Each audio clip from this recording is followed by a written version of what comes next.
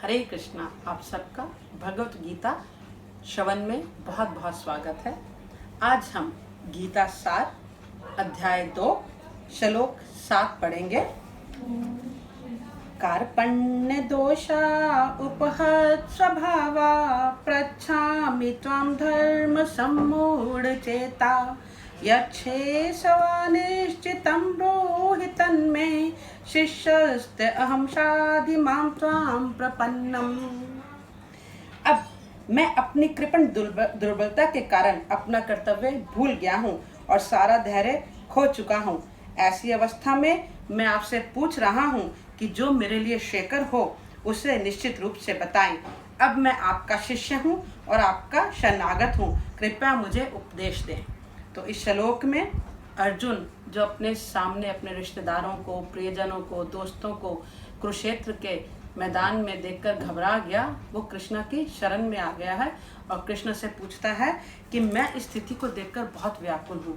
तो इस स्थिति को, इस उलझन को मैं समझ नहीं पा रहा, कृपया हे कृष्ण आप इसका मुझे उपाय बताएं।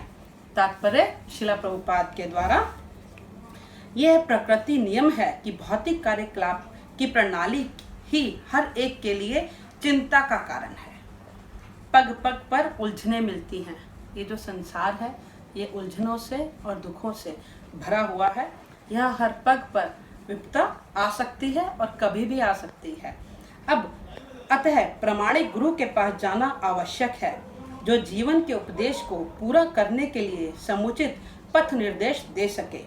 समग्र वैदिक ग्रंथ हमें ये उपदेश देते हैं कि जीवन की अनचाही उलझनों से मुक्त होने के लिए प्रामाणिक गुरु के पास जाना चाहिए। ये उलझने उस दावाग्नि के समान है जो किसी के द्वारा लगाए बिना भभक उठती हैं। इसी प्रकार विश्व की स्थिति ऐसी है कि बिना चाहे जीवन की उलझने स्वतः उत्पन्न हो जाती हैं। किसी भी समय किसी भी प्रकार की चिंता, उलझन अचानक से सामने आके खड़ी हो जाती है तो हम उसमें व्याकुल ना होकर अपने गुरुजन के पास या जो हमें अच्छे से ज्ञान दे सके, सलाह दे सके, उनके पास जाना चाहिए। कोई नहीं चाहता कि आग लगे, किंतु फिर भी वह लगती है और हमें अत्यधिक व्याकुल कर देती है। अतः वैदिक वाङ्मय उपदेश देता है कि जीवन की उलझनों को समझने तथा उनका समाधान करने के लिए हमें परंपरागत गुरु के पास जाना चाहिए। जिस व्यक्ति का प्रामाणिक गुरु होता है वह सब कुछ जानता है। अतः मनुष्य को भौतिक उलझनों में न रहकर गुरु के पास जाना चाहिए। यही इस श्लोक का तात्पर्य है। अब भौतिक उलझनों में न रहकर गुरु के पास जाना चाहिए। उलझने तो हैं जिंदगी में और गुरु हमें अपने आध्यात्मिक ज्ञान से, उपदेश से उसकी कोई ना कोई समस्या का समाधान जरूर बताएंगे। हमारे अंदर जो उलझनों से, जो समस्याओं से व्याकुलता है उसे शांत करेंगे और हमें धीर रहने की स्थिति में लेकर आएंगे। इसलिए सभी वेद हमसे कहते हैं कि हमारे पास प्रामाणिक गुरु जरूर होना चाहिए। आखिर भौतिक उलझनों में कौन सा व्यक्ति पड़ता है? बहुत सुंदर प्रश्न है कि इन उलझनों में पड़ता कौन सा व्यक्ति है। तो जवाब भी इसी में है, वह जो जीवन की समस्याओं को नहीं समझता। समस्या पग पग पर है मगर उसको समझना जरूरी है, और जो व्यक्ति उसको समझता नहीं वो उलझनों में घिरा रहता है। बृहदारण्यक उपनिषद में व्याकुल मनुष्य का वर्णन इस प्रकार हुआ है। यो वा एत दक्षरम गार्गे विदित स्मालोक तप्रेति सा कृपणा। कृपण वह है जो मानव जीवन की समस्याओं को हल नहीं कर पाता और आत्म साक्षात्कार के विज्ञान को समझे बिना कुकर सुकर की भांति इस संसार को त्याग कर चला जाता है। कृपण का मतलब है कंजूस। जो व्यक्ति अपने समय को बहुत कंजूसी से खर्च करता है, भौतिकता में लगा रहता है, थोड़ा सा भी समय आध्यात्मिकता में नहीं देता, गुरु के पास नहीं जाता, यहाँ कृपण उसको कहते हैं कि वो हर समय समस्याओं में उलझा रहता है। तो यहाँ याज्ञवल्क्य गार्गी जी से कह रहे हैं बृहदारण्यक उपनिषद में कि हे गार्गी, वह जो इस संसार में अपरिवर्तनीय को जाने बिना अब अपरिवर्तनीय कौन है? वो है हमारे परमात्मा, हमारे कृष्ण। हे गार्गी, वह जो इस संसार में अपरिवर्तनीय को जाने बिना इस संसार से विदा हो जाता है वह दुखी है, लेकिन वह जो इस अपरिवर्तनीय को जानकर इस संसार से विदा हो जाता है वह ब्रह्म का ज्ञाता है।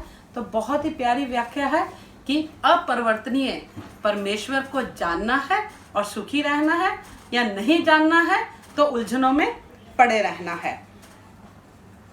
देहात्म बुद्धि वश कृपण या कंजूस लोग अपना सारा समय परिवार, समाज, देश आदि के अत्यधिक प्रेम में गवा देते हैं। मनुष्य प्राय चर्म रोग के आधार पर अपने पारिवारिक जीवन अर्थात पत्नी, बच्चों, पति, परिजनों में आसक्त रहते हैं। हर समय चिंता, हर समय उलझन कि मैं शायद उनके लिए ये कर पाऊंगा, शायद उन्हें बचा पाऊंगा, ये कर दूंगा तो ऐसा हो जाएगा, मगर व्यर्थ की चिंता, क्योंकि उनके करने से कुछ नहीं होगा। कृपण ये सोचता है कि अपने परिवार को मृत्यु से बचा सकता है, अथवा वह ये सोचता है कि उसका परिवार या समाज उसे मृत्यु से बचा सकता है, किंतु वो जानता ही नहीं कि जिस उलझन में वो है उसका निवारण सिर्फ आध्यात्मिक गुरु के पास है। अतः बुद्धिमान होने के कारण अर्जुन समझ गया था कि पारिवारिक सदस्यों के प्रति उसका अनुराग तथा मृत्यु से उनकी रक्षा करने की उसकी इच्छा ही उसकी उलझनों का कारण है। अब अर्जुन जो है वो शिष्य रूप में कृष्ण के पास इसलिए चले जाते हैं क्योंकि उन्हें अपनी उलझन का कारण पता चला। ठीक है, तो जब हमारे पास उलझने हों तो हमें अपने आध्यात्मिक गुरु के पास जाना चाहिए उस कारण को लेके, ताकि वो समस्या का समाधान करें, निवारण करें। अतः वह परम गुरु भगवान कृष्ण से कोई निश्चित हल निकालने का अनुरोध कर रहा है। वह कृष्ण का शिष्यत्व ग्रहण करता है, वह मित्रता पूर्वक बातें बंद करना चाहता है। गुरु तथा शिष्य की बातें गंभीर होती हैं और अब अर्जुन अपने मान्य गुरु के समक्ष गंभीरता पूर्वक बातें करना चाहता है। इसलिए श्री कृष्ण भगवत गीता ज्ञान के आदि गुरु हैं और अर्जुन गीता समझने वाला प्रथम शिष्य है। कृष्ण के अंतः तथा बाहर में कोई अंतर नहीं। इस ज्ञान को जो भगवत गीता समझने का प्रयास करता है वही ज्ञानी है, और जो इस ज्ञान के बिना भगवत गीता को समझने का प्रयास करता है वह सबसे बड़ा मूर्ख है। तो हमें सिर्फ इस ज्ञान के साथ भगवत गीता में आगे बढ़ना है कि कृष्ण जो हैं वो भगवत गीता में आदि गुरु हैं और जो अर्जुन है वो उनका शिष्य है, और उन दोनों के वार्तालाप से हमें बहुत कुछ सीखने को मिलेगा, भगवत ज्ञान मिलेगा, और हमें अपनी पूरी शक्ति के साथ, इच्छा के साथ भगवत गीता में आगे बढ़कर इनका संवाद सुनना है। इसी के साथ मैं यहाँ पे विराम चाहूँगी। हरे कृष्णा।